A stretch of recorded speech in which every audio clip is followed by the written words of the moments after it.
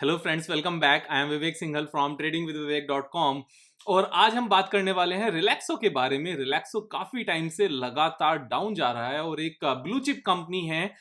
तो इसके डाउन जाने के रीजंस क्या हैं, एक बार इस बात को समझेंगे। और इस बात को समझने के साथ में जो डाउन जाने के रीजंस हैं, क्या वो टेम्परेरी है नेचर में या परमानेंट है। इट मीन्स टेम्परेरी है तो बाउंस बैक करेगा और परमानेंट है तो यहाँ पर थोड़ा सा सतर्क रहने की जरूरत होगी।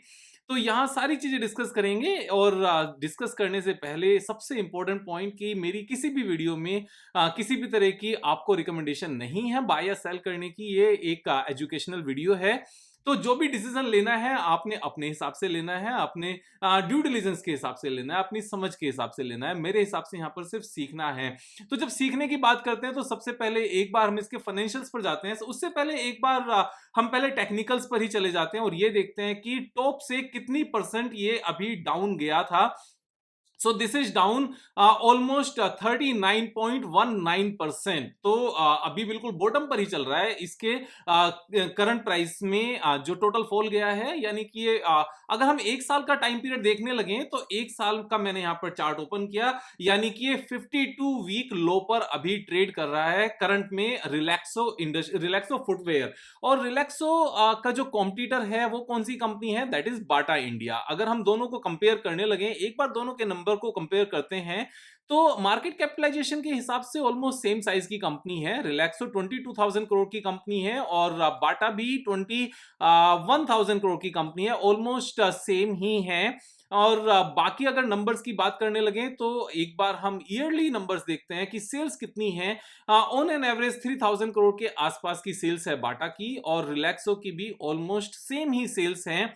ऑलमोस्ट यस 2600 2700 के आसपास ऑलमोस्ट सेम है, बहुत ज्यादा डिफरेंस नहीं है, 10% के आसपास का डिफरेंस है। और अगर हम net profit, highest ever net profit जो इन्होंने कभी भी पोस्ट किया था, तो रिलैक्सो ने 292 करोड़ का net profit highest ever post किया हुआ है। और सेम ही नंबर ऑलमोस्ट 329 बाटा के आसपास है। तो बाटा अगर दोनों में कंपैरिजन करें तो 10% के आसपास का सेल्स ज्यादा है और 10% के आसपास का ही यहाँ पर रेवेन्यू नेट प्रॉफिटेबिलिटी ज्यादा है। लेकिन एक बड़ा डिफरेंस है यहाँ पर। वो बड़ा डिफरेंस क्या है, अगर हम बाटा की सेल्स को देखने लगे तो लास्ट फ्यू इयर्स में बहुत ज्यादा यहाँ पर एज सच ग्रोथ नजर नहीं आई। 2015 में 2600 करोड़ की यहां पर सेल्स थी, उसके बाद में 2400 की हो गई, 2017 में भी 2400 ही रही, 2018 में 2600 थी, फिर 2019 में 2900 हुई। यानी कि 2015 से लेकर 2019 तक का सिर्फ और सिर्फ 10% ही सेल्स बढ़ी। और 2015 से लेकर अब तक भी अगर हम देखें तो ऑलमोस्ट 20% के आसपास की ही यहां पर सेल्स ग्रोथ है। और अगर नेट प्रॉफिटेबिलिटी की बात करने लगे 2015 से लेकर अब तक, तो यहां भी सिर्फ 20% का ही इंक्रीमेंट है। लेकिन अगर रिलैक्सो की बात करने लगे 2015 से अब तक, तो सेल्स यहां पर डबल हो चुकी है और नेट प्रॉफिट डबल से भी ज्यादा, यानी कि 3 टाइम्स तक यहां पर देखा गया है। 10 इयर्स की बात करने लगे तो रिलैक्सो की जो ग्रोथ है वो ज्यादा बेटर ग्रोथ है। कंसिस्टेंटली हाईएस्ट एवर रिजल्ट्स यहां पर इन्होंने सेल्स वाइज ग्रोथ यहां पर पोस्ट की है, और highest ever he net profit इन्होंने लगातार पोस्ट किया है। लेकिन जो ट्रेलिंग 12 मंथ्स के नंबर्स हैं और फिलहाल के जो क्वार्टरली नंबर्स हैं, अभी जो लास्ट 2 क्वार्टर्स के नंबर्स आए हैं स्पेसिफिकली, वो अच्छे नहीं आए। देखो यहां पर एक चीज नजर आती है, एक चीज हमेशा हमने समझना होता है कि अगर टेम्परेली बेसिस पर किसी भी ग्रेट कंपनी के रिजल्ट्स, अगर क्वार्टरली नंबर्स अगर अच्छे नहीं आए जो अपने आप में ब्रांड्स हों, तो उसकी वजह से अगर स्टॉक प्राइस नीचे आता है तो ये एक सिर्फ और सिर्फ ग्रेट बाइंग अपॉर्चुनिटी होती है। अदरवाइज एक बात समझने वाली है कि अगर company highest ever net profit यहां पर पोस्ट कर रही है, उसके बावजूद बहुत ही मींस कोई रीजन बनते नहीं है कि कोई भी स्टॉक टॉप से 40% डाउन आ जाए। और इस तरह की कंपनी जिसने पिछले 10 इयर्स में लगातार हाईएस्ट एवर नंबर्स पोस्ट किए हैं, कोई भी अच्छी कंपनी अगर कभी भी डाउन आती है तो मेजॉरिटी ऑफ केसेस में, 99% केसेस में कोई ना कोई रीजन बनता है उसके 40% डाउन आने का। और वो रीजन हमें ये देखना होता है कि टेम्परेरी है या परमानेंट है। तो रिलैक्सो में ऐसा कुछ भी नहीं हुआ कि हम इसको परमानेंट रीजन कहने लगे कि अब ये कंपनी वापस ऊपर नहीं जाएगी। पर कैपिटा इनकम $2,000 के आसपास है इंडिया की, चाइना की $10,000 के आसपास है। ये नंबर इंडिया का हम सबको पता है आने वाले टाइम में लगातार बढ़ना है जैसे जैसे जीडीपी ग्रो करेगी और यहाँ पर परचेजिंग पावर हम सभी इंडियंस की बढ़ती रहेगी। तो रिलैक्सो मींस जो लोग पहले लोकल ब्रांड्स यूज करते थे, जैसे ही उनकी इनकम बढ़ेगी और उनकी स्पेंडिंग पावर बढ़ेगी, वो ब्रांड परचेज करना शुरू करेंगे। तो यहाँ पर ये ग्रोथ लगातार आनी ही है। तो ये जो नेट प्रॉफिटेबिलिटी में थोड़ा सा इंपैक्ट है और सेल्स थोड़ी सी क्वार्टरली नंबर्स पर कम हुई है, मैनेजमेंट अपने आप से इस बात का ख्याल रखेगी। ये कोई इस तरह की कंपनी नहीं है कि जिसके ऊपर डाउट किया जाए। एक कंज्यूमर ब्रांड है और ब्रांड पावर जहां होती है वो अपने आप से प्रॉफिटेबिलिटी ले आते हैं और अपने आप से उनकी सेल्स भी इंक्रीज यहां पर होती रहती है। अब बात करते हैं एक बार टेक्निकल्स की। ये मैंने बातें यहां पर शेयर कर ली, मैं एक बार फाइनेंशियल्स में बैलेंस शीट भी शेयर कर लेता हूं। बोरोइंग्स जो लगातार जो बढ़ी है वो सेम रेशो में बढ़ी है जिस रेशो में इनकी फिक्स्ड एसेट्स बढ़ी हैं, और फिक्स्ड एसेट्स यहां पर लगातार बढ़ रही हैं। अगर हम लास्ट 6 मंथ्स की भी यहां पर फिक्स्ड एसेट्स की बात करने लगे तो ऑलमोस्ट 150 करोड़ से यहां पर इनकी ऑपरेशनल कैपेसिटी बढ़ी है। जो यहां पर 149 सीडब्ल्यूआईपी में था, अभी वो नजर आ गया है सितंबर हाफ ईयरली रिजल्ट्स में वो ऑपरेशनल हो गई है। इसका भी इंपैक्ट यहां पर सेल्स में अपने आप से आएगा। इन्होंने जितनी भी बोरोइंग्स, जो बोरोइंग इनके पास ऑलमोस्ट 10 इयर्स पहले थी, अभी भी ऑलमोस्ट सेम ही बोरोइंग है, इवन 10 करोड़ रुपीस कम है। लेकिन ड्यूरिंग दिस पीरियड जो इनका फिक्स्ड एसेट्स 268 करोड़ का था वो बढ़कर 1117 करोड़ का हो गया। इसी बात से पता चलता है कि लगातार अपनी कैपेसिटी को बढ़ाया है, लेकिन लोन लेकर नहीं बढ़ाया। इन्होंने लगातार अपनी कैपेसिटी को अपने ही प्रॉफिट से बढ़ाया है। और वो प्रॉफिट कहां पर नजर आता है, हम यहां पर देख सकते हैं 27, 40, 45, 66, 103, 120, 120, 161, 175।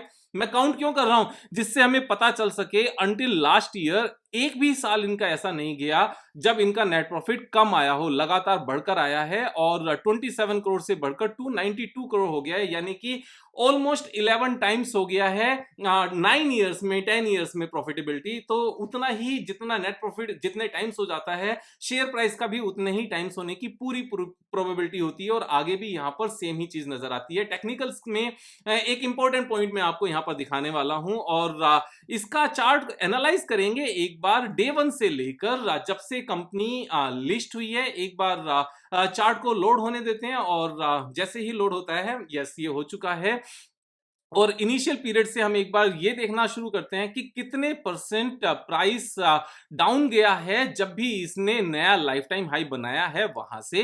तो एक बार 2011 में डाउन गया 51% के आसपास। उसके बाद में with in a very short period of time इसने लाइफ टाइम हाई टच किया, और ये लाइफ टाइम हाई कितना था, यहां पर 155 डेज के अंदर अंदर इसने लाइफ टाइम हाई टच किया। उसके बाद में एक मेजर गिरावट आई, यहां पर हम देख सकते हैं ऑलमोस्ट 47-48% सेम साइज की यहां पर गिरावट थी। और यहां से वापस लाइफ टाइम हाई टच करने में कितना टाइम लगा, जस्ट 195 डेज। उसके बाद में एक मेजर गिरावट कहां पर नजर आती है, ये हमारी एक मेजर गिरावट है जो 2015 में नजर आई, और यहां पर कितने परसेंट का फॉल आया, 41% का फॉल आया। और 41% का फॉल आने के बाद में ऊपर गया, वापस से सेम लेवल टच किया। हम पहले वाली गिरावट से ही काउंट कर लेते हैं कि 40% का फॉल आया, तो क्या उसके बाद में वापस से टच करने में कितना टाइम लगा, 1.5 ईयर का टाइम लगा। लेकिन 71% का यहां पर जंप है नीचे के लेवल से। इससे पहले 92% का यहां पर जंप था, और विद इन 195 डेज में यानी कि 6.5 मंथ में इससे पहले 105% का यहां पर जंप था, और विद इन 155 डेज यानी कि 5 मंथ्स 5 डेज के अंदर अंदर। उसके बाद में मेजर गिरावट कहां पर आई, मेजर गिरावट हम ये देख सकते हैं, बहुत ज्यादा मेजर नहीं है, 23% के आसपास ही है। और इस 23% को गिर के वापस से टॉप पर पहुंचने में कितना टाइम लगा, जस्ट 6 मंथ्स 187 डेज, और 30% का यहां पर उछाल आया। उसके बाद में फर्दर एक बड़ी सी गिरावट आई, and this fall is 39.63%, almost 40%। और 40% को वापस से गैप फिल होने में यानी कि वापस से टॉप पर पहुंचने में कितना टाइम लगा, ऑलमोस्ट यहां पर लगे 9 मंथ्स, 9.5 मंथ्स, और 65% का यहां पर उछाल आया। 40% गिरने के बाद में सेम सिनेरियो अब वापस से 40% का ही फॉल यहां पर नजर आता है, 39.12।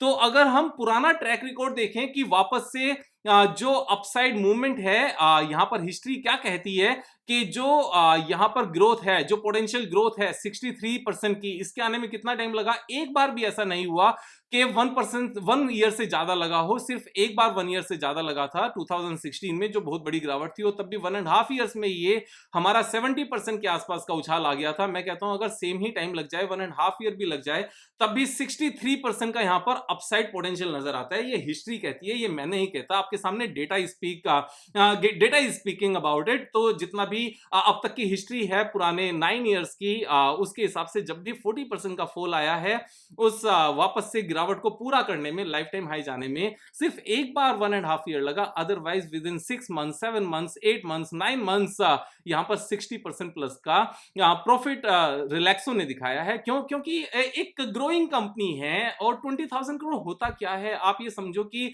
फुटवियर में कितनी कंपनीज लिस्टेड हैं, गिनी हुई कंपनीज हैं, और उसमें जो मासेस को यहां पर सप्लाई करते हैं वो कौन कौन सी हैं? एक तो बाटा है, दूसरा रिलैक्सो है। 150 करोड़ यहां पर इंडिया की पॉपुलेशन है। 140 कहना मैं बंद कर रहा हूं, क्योंकि जब काउंटिंग होगी तो 140 नहीं निकलेगा, ये बात फॉर श्योर है, वो 150 ही निकलेगा। मैं कहता हूं 140 भी ठीक है। 140 करोड़ पॉपुलेशन और सिर्फ 40,000 करोड़ की मार्केट कैपिटलाइजेशन, लार्जेस्ट 2 कंपनीज की जो यहां पर सप्लाई करते हैं, तो ये अनऑर्गेनाइज सेक्टर से ऑर्गेनाइज सेक्टर की तरफ चीजें मूव होंगी। और हमेशा से ऐसे होता है, जैसे ही पर कैपिटा इनकम बढ़नी शुरू होती है किसी पर्टिकुलर सेक्टर में, लोग यहां पर ब्रांड को लेकर कौन से सोना शुरू हो जाते हैं, और वहीं पर ग्रोथ आती है। तो मुझे यहां पर ग्रोथ नजर आती है। आप अपने हिसाब से ट्रेड करेंगे, मेरे कहने से यहां पर ना बाय करेंगे ना सेल करेंगे। और नीचे अगर स्टॉक प्राइस जाता है तो भी आप अपनी कन्विक्शन के हिसाब से ही लेकर बैठेंगे, मेरे कहने से यहां पर लेकर नहीं बैठेंगे। मेरे कहने से यहां पर सीखेंगे, सीखना जरूरी है। इसीलिए मैं हमेशा कहता हूं, और अपने YouTube चैनल पर 500 से ज्यादा वीडियोस हैं, आप वहां से भी सीख सकते हो, और जो मेरी पर्सनलाइज क्लासेस होती हैं आप उनसे भी सीख सकते हो। मेरा नंबर नीचे भी दिया गया है और डिस्क्रिप्शन बॉक्स में भी है, आप दोनों ही जगह से नंबर नोट डाउन करके व्हाट्सएप कर सकते हो, कॉल कर सकते हो। और सब्सक्राइब करना नहीं भूलना, अगर सब्सक्राइब नहीं किया है, दोस्तों के साथ शेयर करना, लाइक करना, कमेंट करना। कल फिर मिलेंगे एक नए वीडियो के साथ, तब तक लर्निंग करते रहो यार। Thank you so much, have a nice day.